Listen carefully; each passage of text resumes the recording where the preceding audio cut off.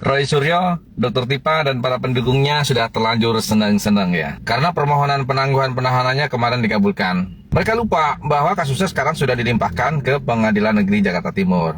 Jadi nanti sidangnya di Pengadilan Negeri Jakarta Timur. Padahal mereka udah terlanjur senang-senang. Udah terlanjur merasa menang. Udah terlanjur merasa bebas. Dan yang paling penting, kedua orang itu sudah menunjukkan bahwa dia sehat. Nah kan, kemarin kan pura-pura sakit. Yang satu pura-pura lumpuh, nggak bisa berdiri pakai kursi roda.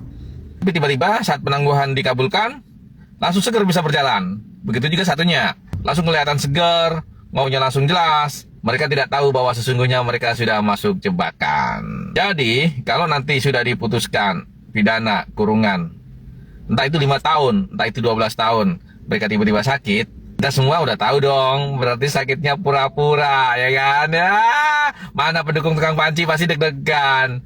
Pendukungnya Dr. Tipa pasti gemeteran.